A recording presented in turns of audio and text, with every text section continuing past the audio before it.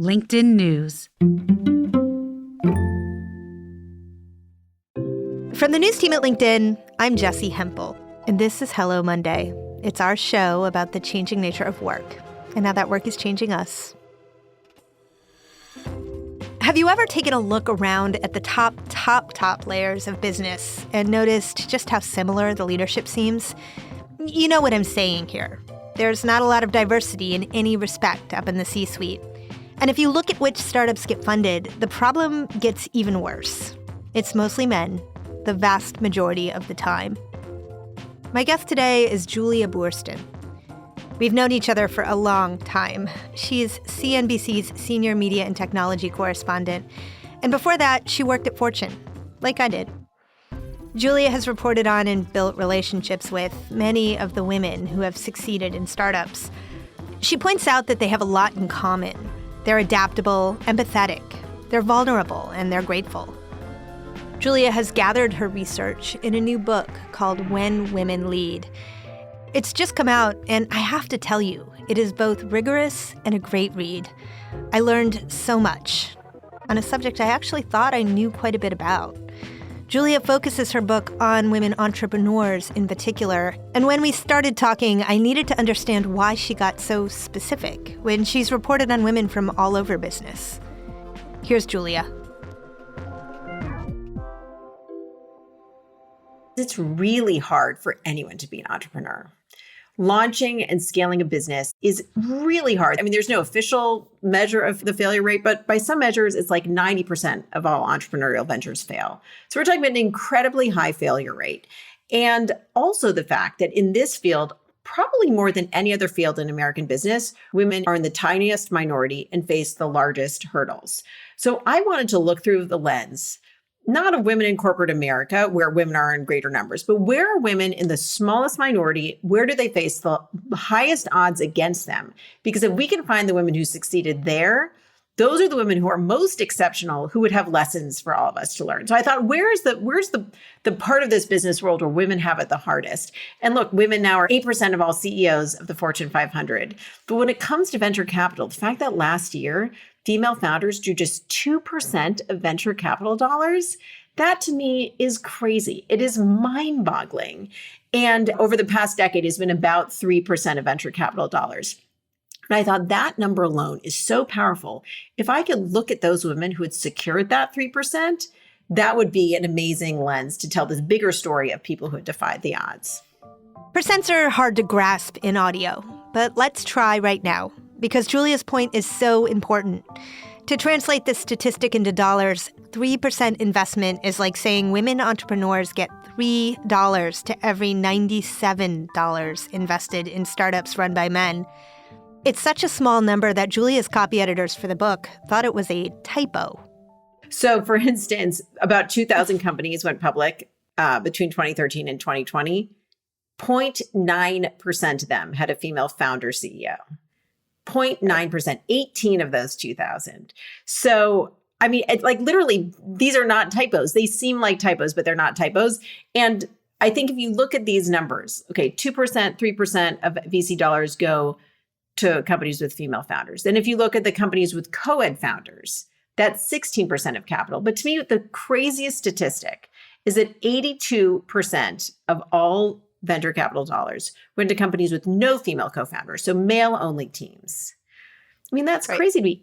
82%. So yeah, the numbers are hard. Yep. The numbers are hard, so much so that we have this typo issue. Not a typo, not a mistake on my part. So, Julia, here's the thing, and you say this right at the top of your book. You're like, look, growing up, my mom touted the fact that it would be different for me. You know, I assume your mom was, my mom at least was, second wave feminist, understood that I was growing up in a different world than she had grown up in, and understood that the promise of that world is that by the time I got to the point where I was ready to hit gas in my career, every option would be open for me, because how could it not be? How could it not be? Yeah. Over the last decade in particular, we have survived the Me Too movement, a moment when we really saw an opportunity for women's contributions to be valued in a different way and recognized in a different way. And yet, why aren't things actually getting better? And here, there's a thing that I would love for you to explain a little bit to our listeners, because I doubt they understand. Like, how does venture capital work at all such that it's easier to just award it to the same people? So that's the thing is I don't think that the massive gender gaps are anyone's fault. I don't think anyone is maliciously trying to exclude women. No one is at fault for this. And that's why it's so complicated. People want to get angry and point fingers.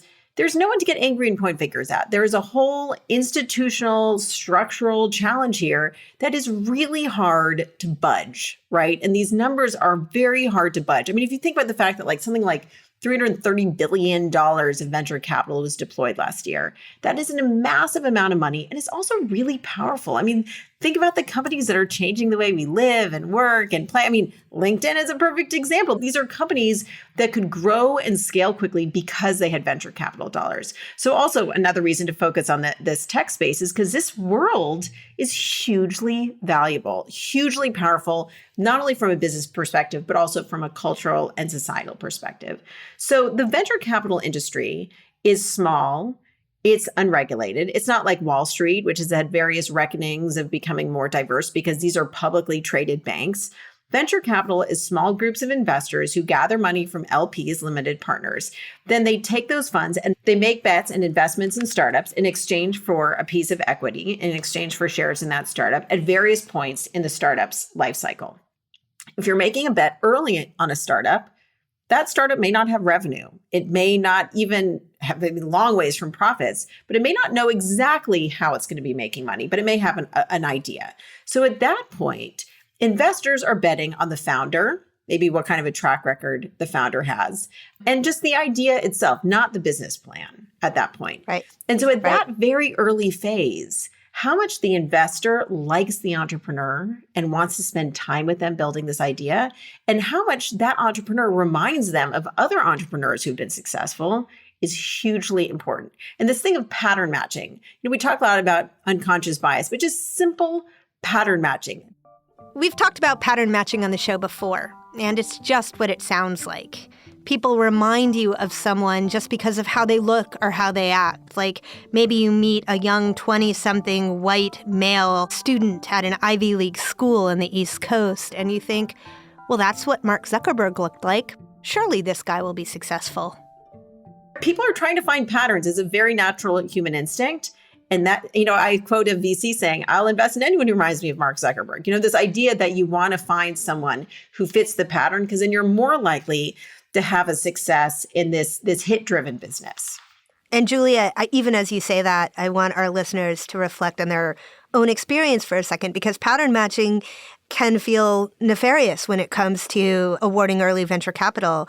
But my guess is that it's also a really useful tool for anybody listening in aspects of their life. There is a reason why we pattern match.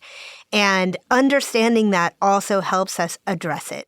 Some of these ideas that have the potential to take off are affecting communities that are not the communities who are investing. And so as you're doing that pattern matching, you're not even able to understand the potential or to evaluate the potential because it is so far out of your lived experience. And that comes down to the fact that the majority of investors, of VC investors, are men.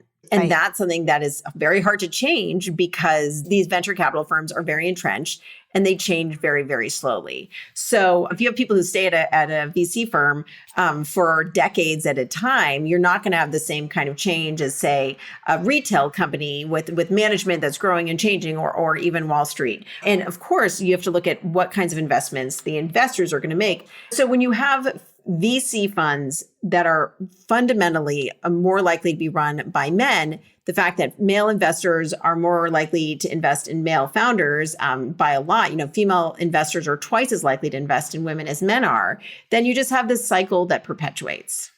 Yeah. So look, your book definitely spells out some of the structural issues for female founders.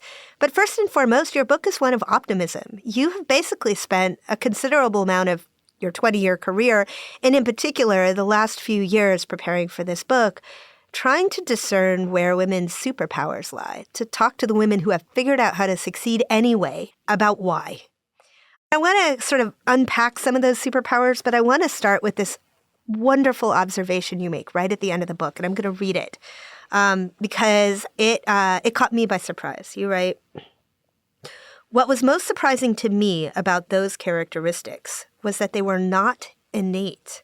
I found that women had, over the course of their careers, created their powers by practicing and honing a series of strategies and approaches. Talk to me about that. I love that discovery because it's so empowering that no one's superpowers are innate, really. Or if you think they are, it's probably a lie. We all have innate traits, innate characteristics, but ultimately we all have the power to hone and improve our skills, whether it's for us as journalists or for anyone who's a leader. And I think, as a reporter over the years, I would interview these people who were incredibly impressive and had this seeming perfect confidence and never seemed to waver. But ultimately, they all had worked really hard to get there, especially the women had to work really hard to get there and had to learn from their mistakes and had to figure out what they were good at and how to lean into that. And I think, we talk a lot about authenticity in our culture. We can debate what is authenticity? Is it the Be Real app or is it something very, very complex? But I think really at the end of the day, authenticity for these leaders and for all of us is understanding who we are and how to use that to our advantage, not trying to fit into a box. Yeah. And in business news, there are a couple of these archetypes of male leaders who kind of dominate, and it's the man in the suit and the guy in the hoodie. And in reality, leadership is so nuanced and the types of leaders are so varied and the ways in which they succeed is so varied. And I think the more we can try to break free from those couple of stereotypes and archetypes and understand the complexity of the varied types of leadership, the more we can all be more successful as leaders, both men and women.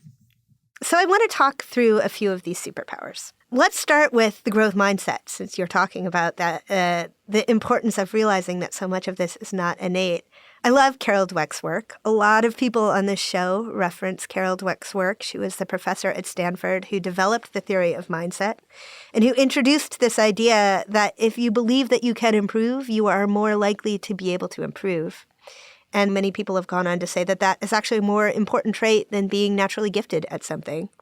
You bring up a conditioned disparity for women, and I want you to explain that. So what's so interesting is there was this theory and this discovery that girls were told that they were bright. You're smart, you're going to do well because you're smart. And boys were told, work hard and you will do well if you work hard. And she was trying to figure out why it was that the teachers were encouraging the boys to try harder and that if they tried harder, they could do anything. And they thought maybe the boys had too much energy running around the class. I need to be told to sit down and focus. But the girls were told they were fundamentally bright. And what they found is that the girls didn't feel like they could grow. They didn't feel like they could take on hard challenges because they thought that their mindset was fixed. Whereas the boys were told, just sit down and try your hardest, you'll be able to do it. And they discovered that it's really damaging to tell somebody you are smart. You should say, you work hard. If you work hard, you can do it. And now, of course, this is a big part of parenting. All the parenting books is don't tell your kid they're smart. Tell them it's great when they work hard. If they work hard, they can put their mind to anything. And I see this a lot in just talking to my kids. But I think that this identification of the bright girl effect, that being told they were just smart could hold women back, was really interesting. So Carol Dweck, over the years, then measured the impact of this and found out if women, as they got older, felt limited in their abilities. And she found out, no, there was women as they got older had an improving outlook, this idea that if I can try hard, I can do anything. And so they were not limited by this bright girl effect. And in fact, the older women got, the more they felt optimistic and empowered to take on challenges. And I thought that was really interesting. And I think about the way my parents tried to encourage me. And then also the way we are now, trained to talk about grit and all of these other things. But I think that this having a growth mindset is incredibly important, not just individually, but also for companies and also for hiring. So Gail Becker, who's the CEO of Call of Power, she worked in public relations and branding and in entertainment over the years. And she said, I want to create this company. And she believed she could create a company that had nothing to do with her area of expertise, because she knew she had the ability, that improving outlook to take on these challenges. And she also hired people who did not have the specific experience in the food industry. And she said, you can apply this outlook to hiring, which now, of course, is something that people are looking a lot at, not hiring someone based on their resume, which is just a measure of their opportunity and experience to date, but on their soft skills and on their capabilities going forward. So I think that obviously a growth mindset is incredibly important just for personal reasons, but I think the more you can try to imbue that into an organization, things are going to change. There are going to be challenges. It's going to be tough. We can tackle it. We have the ability to learn and grow and make that part of the culture and also part of the hiring. That seems to yield massive benefits. We're going to take a quick break here. More on women in entrepreneurship when we come back.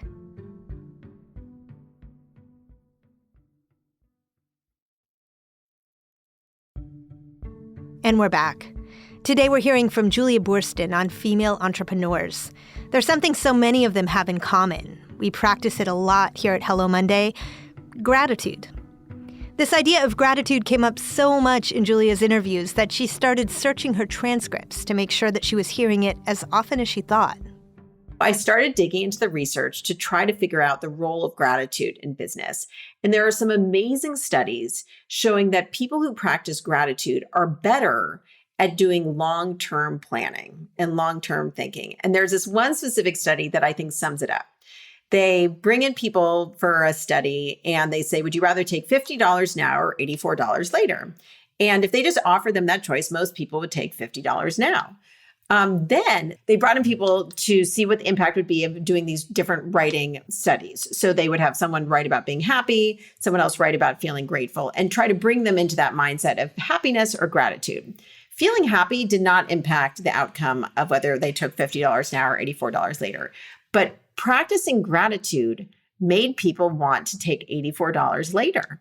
It had this amazing impact of making people think about how they would feel down the road.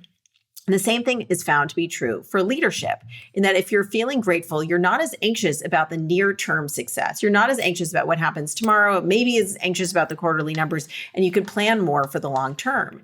And the women who I interviewed in this book who practiced gratitude and really saw gratitude as core to their mission and core to their business, they were the ones that were looking at long-term problems. Like Julia Collins, she meditates a gratitude meditation every day, and she is trying to solve global warming with these regenerative agriculture practices. She's thinking about a 100-year plan.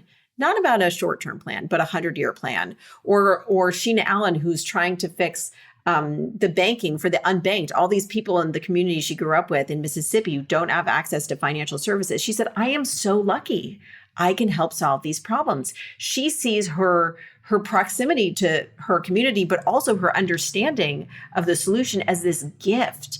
And so with that, she is trying to create long-term solutions. And I think it's really interesting to see how that feeling of gratitude, it's not about happiness, but gratitude can really push you to think about the big picture. I loved The Entrepreneur from Mississippi, which is probably a little bit of a personal connection. My wife is from Mississippi. We have a home there and spend a lot of time there. But what I loved about her story, and will you remind me her name, Julia? Sheena Allen. Sheena Allen. What I loved about Sheena's story is that she had gone to Silicon Valley. She'd participated in the machine, and she had basically come away thinking, no, this machine is not for me.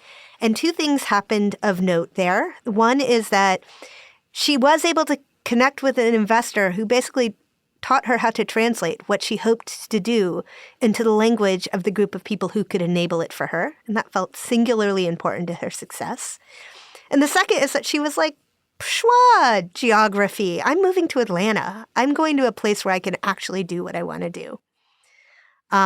But also what was important for Atlanta is in Atlanta, she was closer to the people she wanted to help, closer to the people who would be her customers. And she felt like being in Silicon Valley, it was a bubble, and she wasn't going to have that proximity that would actually enable her to be more successful. So she needed to learn how to speak that language of Silicon Valley and to be able to make the pitches to the investors. But ultimately, when it came to the day-to-day, being outside that bubble and having the real understanding of the challenges of the people on the ground who she was going to be creating solutions for was much more important.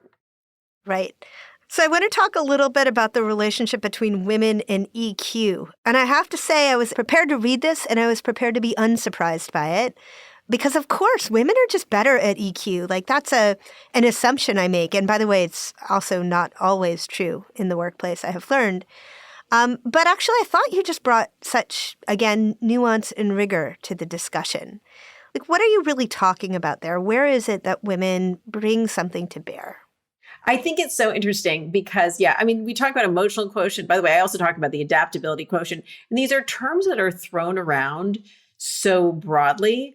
But I think when I dug into emotional attention to detail and the idea that these women were paying attention to whether it was what a patient needed in a doctor in an emergency room or what a customer needed or what an employee needed, is they were really paying attention to context. And there's some amazing data that women are, in fact, better at paying attention to people's emotions. This is not innate. This is trained. Women are socialized to pay a lot more attention to social cues. I think this is all really what's socialized. And as I looked at these women who were deploying empathy in their work, what I realized it really came down to was paying attention to the full context of someone's life and someone's situation and trying to solve a big picture problem. I think about it as trying to help the forest rather than just trying to solve for a particular tree. And there's this one woman I write about in the book, Toyin Ajayi, who's now CEO of City Block Health. And she leads with empathy. And that empathy led her to try to help patients when she was a young resident at Boston Medical. And she didn't want to just keep helping these patients with an immediate medical problem that brought them into the emergency room. And then they would be brought back to the emergency room a month later and a month later again. She wanted to really understand what was the entirety of their challenge that was making them not able to be healthy. And how could she help that full context? So she created this company that to me is a very empathetic company that's about social services, housing, trying to help someone so their overall health improves. And so therefore, by the way, they're much less of a burden on the health system. You're keeping them out of the emergency room because their overall health improves. But she did that by sending doctors into people's homes. What better way to show the patient that they're in charge and that you're listening to them than have the doctor come to you? And also, what better way for the doctor to understand the full context of someone's challenges? Maybe there's no food in the refrigerator, and you could use that and an empathy towards that to really help create a medical plan and maybe a housing plan that would help that person. So I think of empathy as really not just about how is someone feeling, but what is the full context of them? If I were to put myself into their shoes, what is everything I would need to know? Yeah. Women are so great at seeing that forest for what it is, a forest. I want to talk a little bit about how women work together and how they support each other. I think particularly for people who I have had on this show who have had outsized success, they talk about the experience of being the only person in the room and how their experience and often their success shifts when they are no longer working solo, but one of, say, 3 voices in a room. What did you find as you talked to people? I think there is a meaningful shift when someone is not the only one anymore. And there's all this data about critical mass, this idea that once a minority group becomes 20 or 30% of the whole, once you get to that level of a quarter or almost a third, that's when things can really start to change.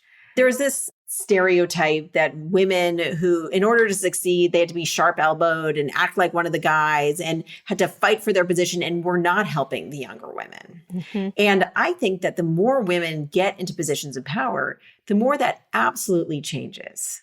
And I think that once women understand that they're not just fighting for one spot, they are eager to help the other women around them rise. And at least I feel like in our generation, Jessi, and I'm curious if you feel the same way, there is a sense of trying to lift other women with you. And it does feel very different than, say, 2000 when I started working at Fortune magazine. There's this understanding that there is room for many women around the table and together that they can accomplish more than if they're solo. So that to me has been very inspiring. And I really feel like the women in this book talked a lot about trying to connect with other women. A lot of women in the book recommended other women for me to talk to. There was this sense of paying it forward with everyone I talked to, and this idea that they knew they weren't going to be the only one. They couldn't be the only one. We were no longer in that place. And the more that they helped others, the more they would be able to sort of elevate everyone. And it's not about fighting for one spot anymore.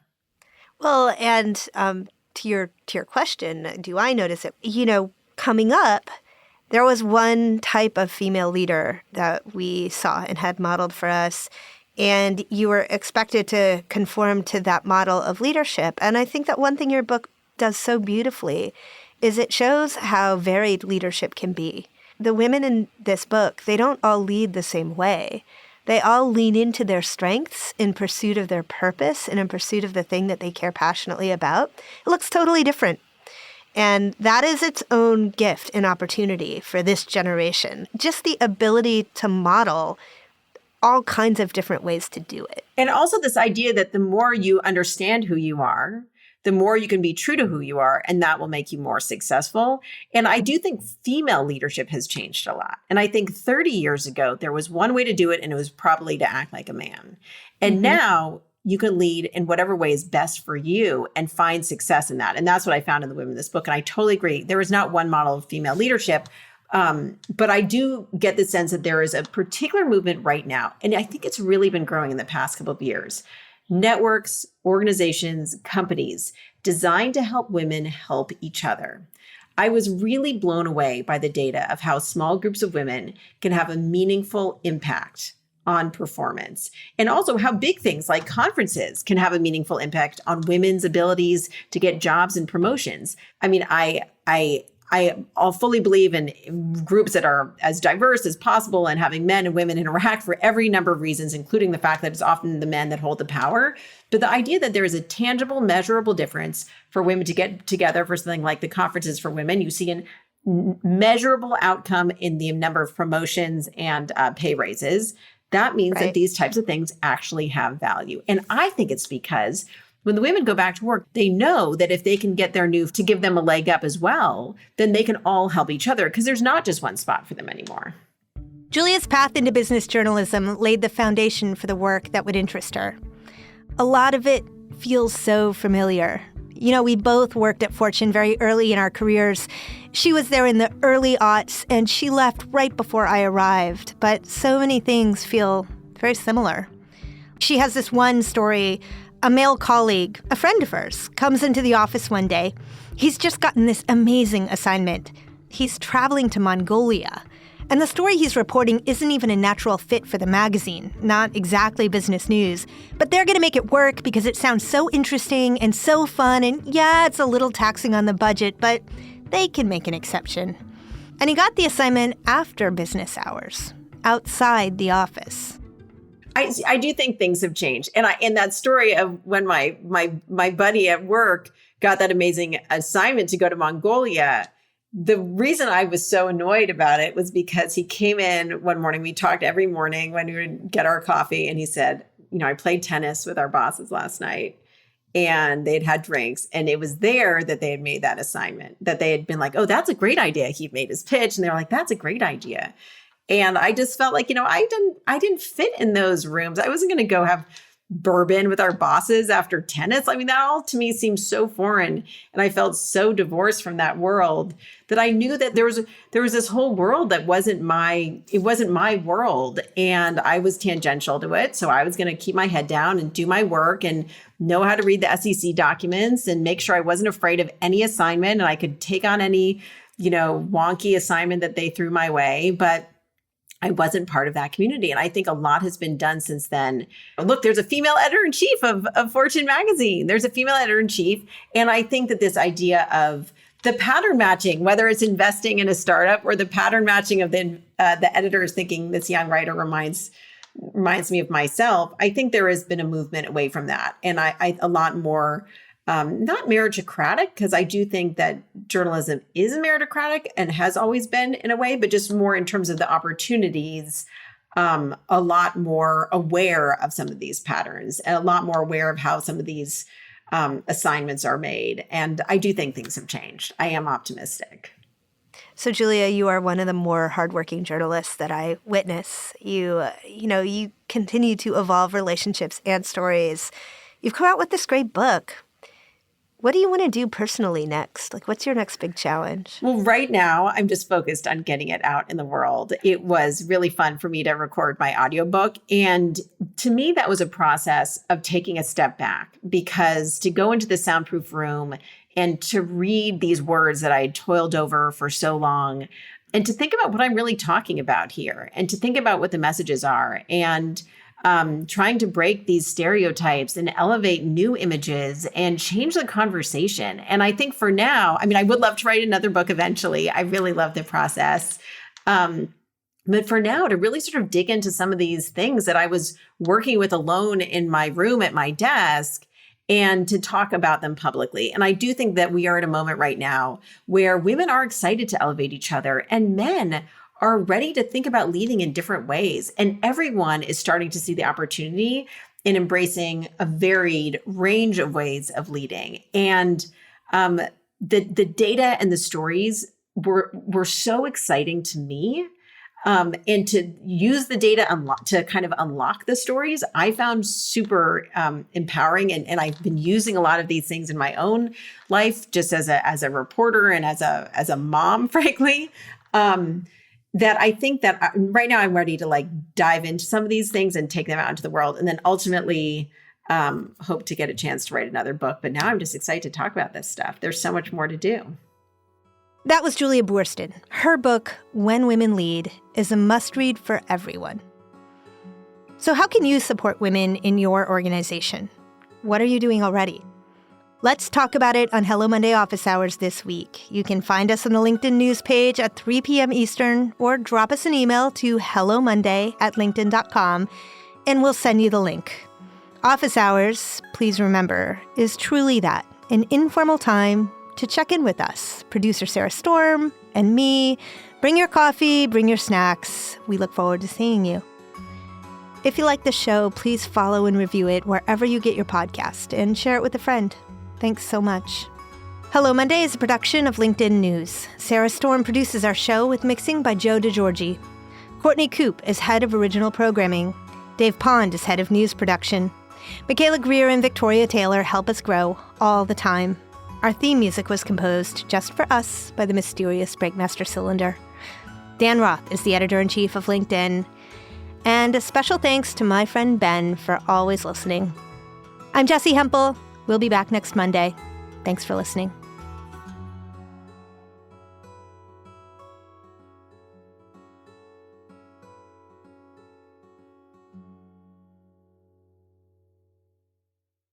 Julia, I woke up this morning at 5:30 because I try to seize time before my kids wake up. Yeah, that's the only way I do it. I mean, like that is the secret to basically creating anything in my life. So I wake up and I like wander out to the kitchen and I look out our window and I'm looking, our building is sort of like an L shape, and our home goes this way and there's another home that goes this way. It's totally dark out now because summer's over, and I look out the window and I'm looking into, I guess, my neighbor's window. I don't know who lives there, but all I can see is Slack. Like, it's dark outside. It's dark in his apartment, but there's a big screen and I can recognize the like Slack threads.